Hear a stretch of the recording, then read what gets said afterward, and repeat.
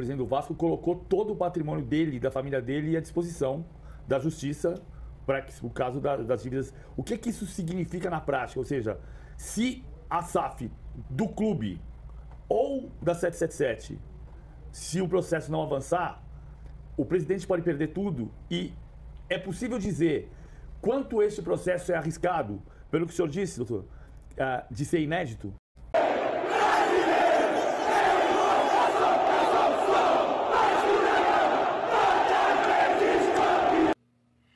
Olha só, PVC, boa pergunta.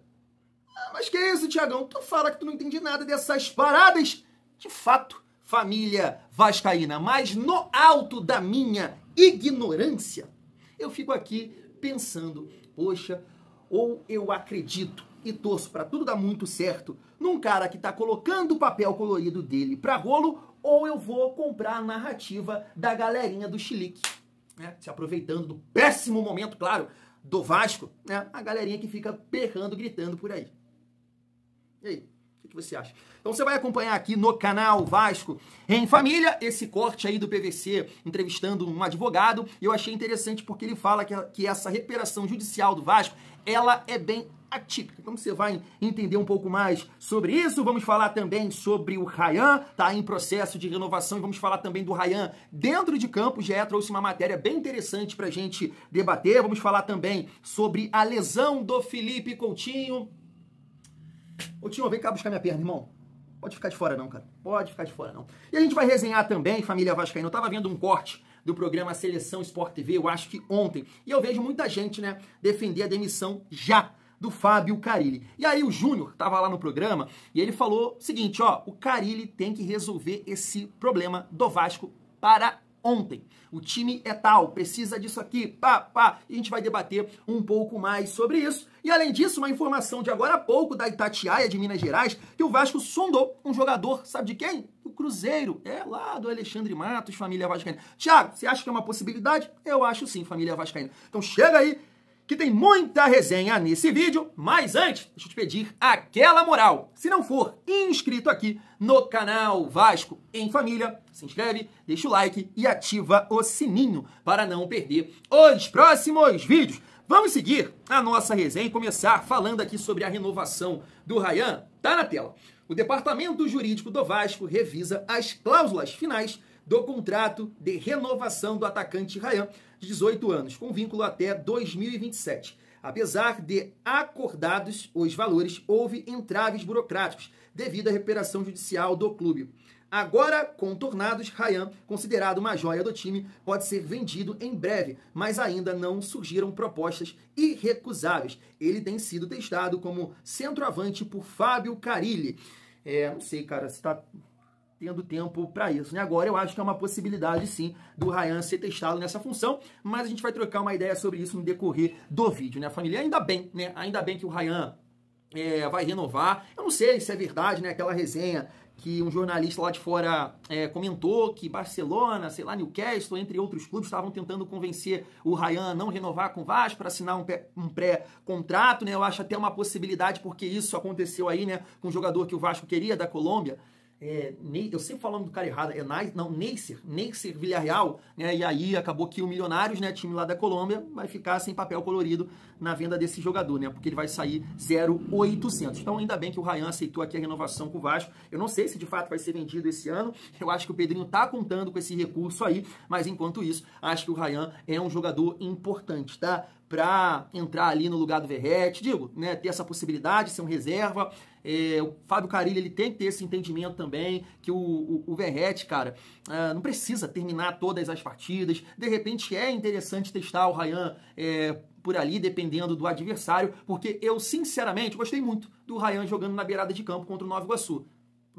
Mas contra o Flamengo, eu acho que já prejudica muito o time, o coletivo, e também queima o jogador. Porque é muito difícil você enfrentar ali com o perfil do Rayan, é um cara, né, que não é tão leve assim, 1,85 m, fazer esse ir e vir, né? Não dá. A gente vai trocar uma ideia sobre isso, família vascaína. Deixa eu falar agora com vocês, trazendo esse corte aqui do PVC, eu estava acompanhando, né, na Wall Sports, e aí eu resolvi trazer aqui porque o advogado, né, fala que é uma recuperação judicial atípica. É a primeira no Brasil, nesse estilo aí, né? Porque é o Vasco Clube e também a SAF que dá quebrada, né, a família vascaína. Se liga só. O Vasco viveu um momento importante aí da sua história, está no momento de recuperação judicial, e o objetivo é que ele consiga se organizar, né? Pagar uma dívida que chega a quase R$1,5 bilhão de reais, R$1,4 bilhão, segundo o estudo do próprio clube. E ainda em fevereiro, esse pedido de recuperação judicial foi aceito. A decisão foi assinada pela juíza Caroline Rossi Brandão Fonseca, da 4ª Vara Empresarial da Comarca da Capital. Bom, e a gente vai chamar agora para conversar com a gente o presidente da Comissão de Recuperações e Falência da OAB-SBC, o Odair de Moraes Júnior, o advogado. Tudo bem, senhor Odair? Seja muito bem-vindo ao De Primeira, obrigada pela participação. E eu queria começar te perguntando como é que vai se dar nessa recuperação judicial, quais são os procedimentos a partir de agora, como é que o Vasco tem que fazer para que consiga sanar suas dívidas e ser mais saudável financeiramente. Boa tarde, seja bem-vindo novamente ao De Primeira. Boa tarde a todos da mesa, PVC, a todos vocês. É um prazer muito grande estar aqui hoje com vocês do UOL. E falando um pouquinho de Vasco, é uma recuperação judicial bem atípica. E por que eu chamo de bem atípica? Porque quem ingressou em recuperação judicial não foi só o Clube de Regatas Vasco da Gama, mas também a sua SAF, a 777 Carioca. Ou seja, as duas empresas ingressaram com um pedido de recuperação judicial. Isso é inédito no Brasil, é o primeiro caso onde nós temos a SAF e o clube em recuperação judicial, e vai ser um caso realmente a ser bem estudado. O juízo da Vara Regional do Rio de Janeiro Empresarial deferiu o processamento da recuperação judicial. Com isso, todas as dívidas do Vasco e da SAF estão suspensas por 180 dias, para que o Vasco apresente um plano de recuperação judicial. PVC, estou aqui com o PVC, com o Danilo Lavieri também, então vamos continuar esse papo aqui, PVC. Doutor, eu sei que o Pedrinho, o presidente do Vasco, colocou todo o patrimônio dele, da família dele, à disposição da justiça para o caso das dívidas. O que isso significa na prática? Ou seja, se a SAF do clube ou da 777, se o processo não avançar, o presidente pode perder tudo, e é possível dizer quanto este processo é arriscado, pelo que o senhor disse, doutor, de ser inédito? Vamos lá, PVC.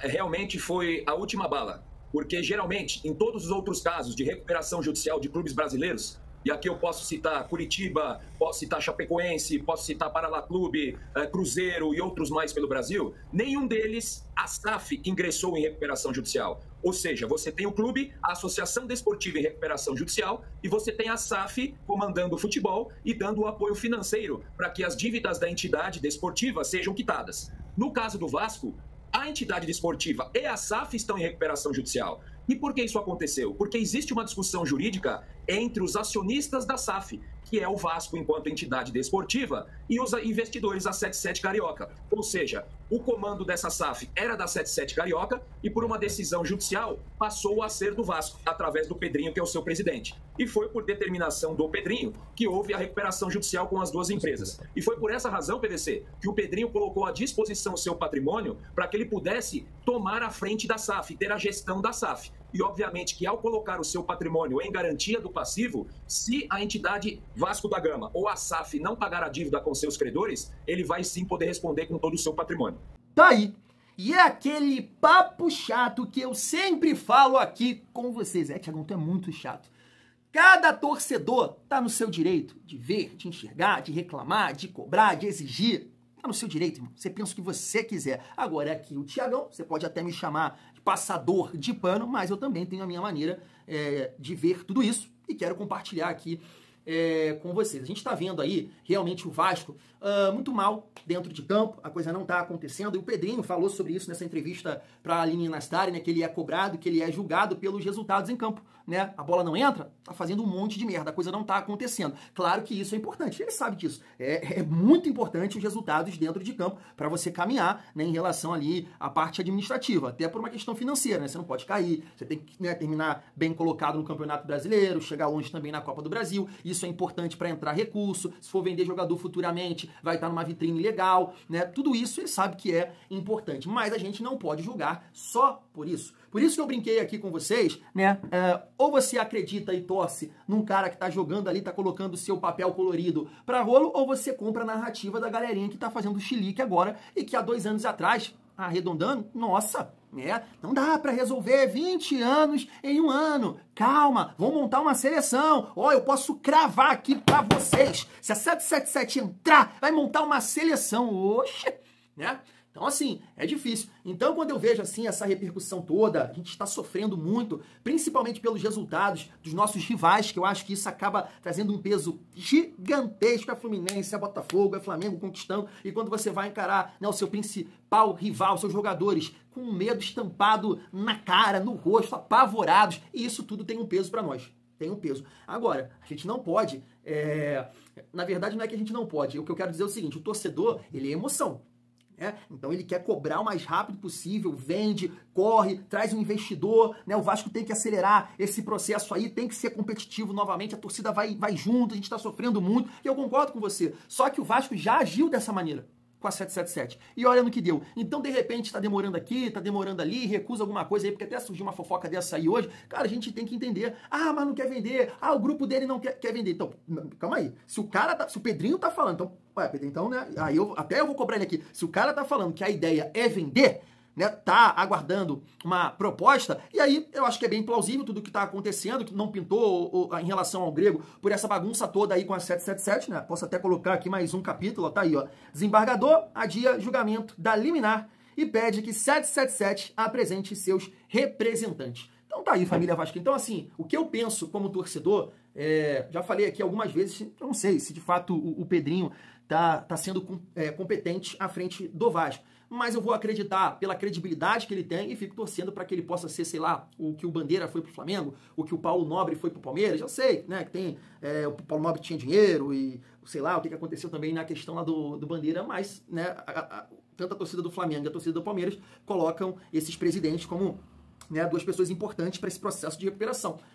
E aí eu fico torcendo, né, para que o Pedrinho possa dar esse pontapé inicial aí, né, família vascaína. Vamos ver, né, agora o fato de botar o papel colorido para rolo, prefiro, né, mesmo sofrendo e puto da vida que eu tô, né, com os resultados do Vasco nesse momento, prefiro entender o processo do que ficar entrando em narrativa de galerinha que tá, né, berrando, fazendo chilique agora e que, como eu disse, há 2 anos atrás, olha, era o mundo da Disney que venderam para você. E aí, vamos seguir aqui a nossa resenha pra gente falar sobre o Felipe Coutinho, tá na tela. Coutinho tem lesão na coxa confirmada e vira problema no Vasco. Aí tá aqui, ó. Felipe Coutinho realizou exames nesta terça-feira. Poxa, que palavra difícil aqui. Diagnosticaram um edema no músculo adutor da coxa direita. O jogador sofreu o problema no jogo de volta contra o Flamengo pelas semifinais do Campeonato Carioca no último sábado. E precisou ser substituído na etapa final do Clássico. O meia já iniciou o tratamento com o departamento médico do clube. O Vasco não divulga prazo de recuperação de lesões de seus atletas. E aí, família, tem algumas páginas, né, colocando que não é nada grave, que ele já tá, né, fazendo a recuperação, mas aí aqui a apuração do VDGcast, entraram em contato com o ex-VP médico do Vasco e falou o seguinte, ó, grau 0 ficará 30 dias fora em média. Sim, mas eu não sei, o Vasco não divulgou, né? Aqui eu não sei o termo, né? Grau 0, o grau da lesão, podemos dizer assim. O Vasco não sei se divulgou, ou alguém, né, aqui da apuração do VDG, cast, apurou, tem essa informação, mas a gente fica na torcida para que, né, não seja grave e ele possa retornar aos treinos, né? Porque o Vasco vai ter aí em torno de 3 semanas até a próxima partida, que é a estreia do Campeonato Brasileiro com o Santos. Eu sou um cara que defendo muito o Felipe Coutinho, não acho que o Felipe Coutinho é um problema do Vasco, é um cara para somar, é um cara para ajudar dentro de um time que tem as peças, que tem as possibilidades para ele colocar o que ele tem de melhor hoje. Felipe Coutinho não vai fazer o que ele fazia na época do Liverpool, que arrastava na qualidade técnica dele, aqui, ó, aí pedala pra lá. Não, ele não vai fazer isso. Ele vai organizar o time, vai botar os companheiros em condições de fazer uma boa jogada, de dar uma assistência, colocar o atacante na cara do gol, né, de realmente ser o maestro do time. Agora, se você não tem as peças, irmão, é o que eu falo aqui sempre, eu acho que a galera concorda porque eu não vi ninguém, Thiago, são burro. Você vai colocar Alan Patrick, você vai colocar Ganso, você vai colocar, sei lá, Garro, você vai colocar Matheus Pereira, nesse time do Vasco, principalmente a época que não tinha ali os atacantes de lado, irmão, você acha que eles vão render alguma coisa? Vão. Eu sei que o Felipe Coutinho tem essa questão física, mas bem, por isso que eu tô torcendo muito aqui para essa lesão ser grave, cara, vai ajudar, vai auxiliar, porque é muito acima da média, muito acima da média. Agora, tem essa temporada aí, na verdade não tem a temporada, né? Vai ter que debater até antes, né? Porque o contrato dele vai até junho. E aí, realmente, né, se o Felipe Coutinho não conseguir se manter saudável, não é nenhum debate das características do que ele pode produzir dentro de campo, né? Aí já é uma outra parada que aí realmente, né, não vale. Não vale você manter um jogador pagando 1,5 milhão para ele ficar do lado de fora. Então, vamos torcer para que ele possa, né, se manter saudável aí, família vascaína. Seguindo aqui a nossa resenha, eu gostaria de, chegando aqui, né, na reta final do nosso vídeo, trazer esse comentário do Júnior, né, no programa de ontem, Seleção Sport TV. Ele fala, né, que o Vasco tem vários problemas, mas ele acha esse um dos principais, né? A recomposição do Vasco é lenta. Concorda com ele? Se liga só. Eu estava conversando com o Lédio antes aqui, André, sobre um dos problemas que vai precisar o Carille resolver o mais rápido possível. O Vasco, quando ataca, ele tem um problema de recomposição muito grande. A maioria dos times que você vê jogando um futebol que agrade, todos eles têm essa recomposição com uma velocidade absurda, que já começa fazendo essa marcação na saída de bola do adversário, ou então quando você perde na continuidade da jogada, coloca pelo menos 7 jogadores na sua parte defensiva. O Vasco tem essa dificuldade e mostrou isso pelo menos nesses 2 jogos, quando ele era atacado. Não tem uma força ofensiva tão forte. Então você vê o próprio Verratti se desgastando demais, com bolas longas, ou então tendo que ele puxar o contra-ataque. Né? Esse é completamente inviável. Tá aí.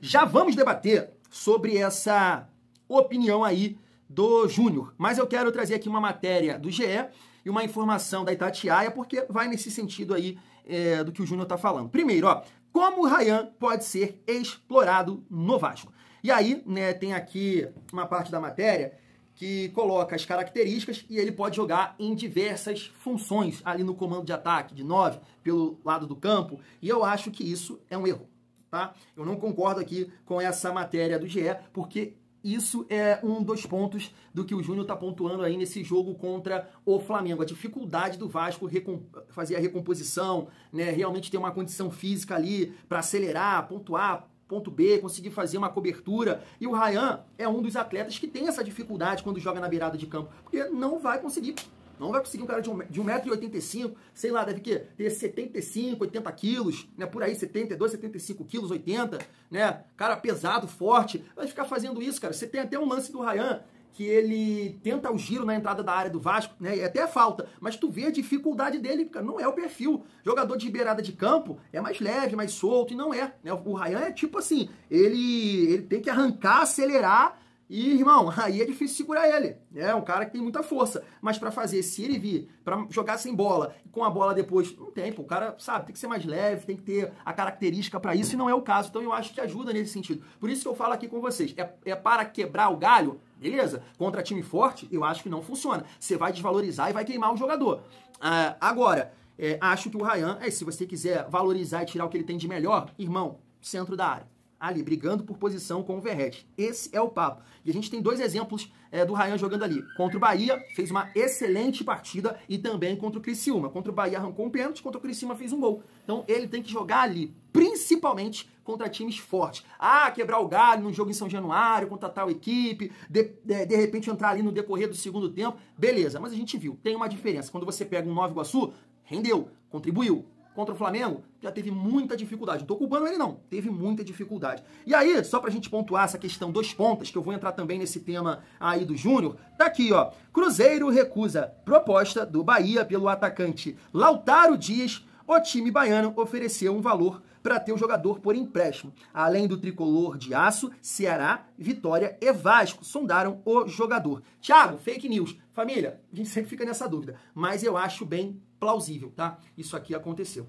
De fato aconteceu, porque a gente viu aí, a gente está vendo o Vasco tentar negociar com o Palácios, por que não buscar ali informações do Lautaro? Diz que é um jogador justamente dessa função de beirada de campo, que até então a gente está buscando mais opções, ou estava sentindo falta aí até chegar, né, o Nuno, o Lloyd e o Garré. Então eu acredito sim aqui nessa informação, porque é um jogador que hoje encaixaria perfeitamente. É um jogador que faz falta no Vasco, né? Ele é muito rápido, ele tem uma boa explosão, né? Não conseguiu vingar ali no Cruzeiro, mas eu também, cara, nem acho, pelo que eu ouvi lá do treinador, estava buscando jogadores de lado, por exemplo, eles contrataram o Wanderson, nem acho que vão liberar esse atleta. Por isso, acho difícil, mas eu entendo sim que o Vasco sondou esse jogador. E aí, cara, é o que eu vou pegar esse gancho aqui, já que o Lautaro Dias é um jogador de beirada de campo, para falar sobre essa visão aí do Júnior, que eu concordo. E olha, eu falo isso desde o ano passado. Ah, você estava defendendo o Paiva. Não, eu falo isso desde o ano passado. Quer me chamar de aprendiz? Ah, você não sabe nada? Falo isso desde o ano passado. O Vasco é um time difícil de organizar, justamente pela condição física. Eu falo isso ou não falo?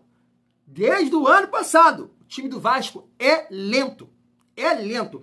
E hoje, né, com essa visão aí do Júlio, é uma questão que ainda, né, o Carille não conseguiu ajustar os jogadores que chegaram. Nuno, Lodge e Garré. Entende? Por isso que eu defendo ainda aqui o Carille. Eu sei que não é um grande trabalho. De repente o Vasco, poxa, teria que ter uma organização melhor, defensiva, teria que ter mais alternativas no comando de ataque. Eu sei que a galera pensa isso, né? Pensa. Mas, cara, é difícil. Família, é difícil. Sem as opções. Então tá chegando agora os jogadores. E aí é aquilo que o Gabriel Farias falou, e eu concordo plenamente. Não dá pra gente tirar as partidas contra o Flamengo, cara, como parâmetro. Senão realmente vai dar merda. Porque é um time muito acima da gente. Muito acima da gente. Eu entendo que vários times na Série A, com o Flamengo jogando desse jeito, cara, vai passar dificuldade também. Eu sei que, poxa, o Fluminense sai melhor, o Botafogo nesse momento tá desorganizado, mas, né, consegue sustentar melhor. Eu sei que é uma situação complicada. Mas não é somente o fato do treinador, nesse sentido, da organização, do trabalho. O Vasco tem medo, cara. O Vasco tem medo. Ah, tem que tirar esse medo, o treinador tem que passar confiança. Cara, eu não sei se é por aí. Sinceramente, eu não sei se com outro treinador o Vasco ia conseguir performar melhor contra o Flamengo. Entendeu? As últimas partidas tomou 4 gols num tempo, acho que foi em 2023, né? No primeiro turno. Tomou uma goleada no ano passado. Tá com medo. Tá com medo. Né? A gente tem que buscar confiança para jogar contra eles. Então eu fico com isso na cabeça. Tem esse problema, concordo com o Júnior, mas os jogadores, para auxiliarem nesse sentido, estão chegando agora, né? E aí a gente tem que buscar um entrosamento, a questão da adaptação. Mas é isso. Eu prefiro esperar. Porque Luxemburgo, sei lá, Crespo, Fernando Diniz, cara, a gente não tem um nome que a gente pode cravar com certeza que vai organizar o Vasco e o Vasco vai performar melhor do que com o Carille. Eu penso dessa forma, família vascaína. Fui!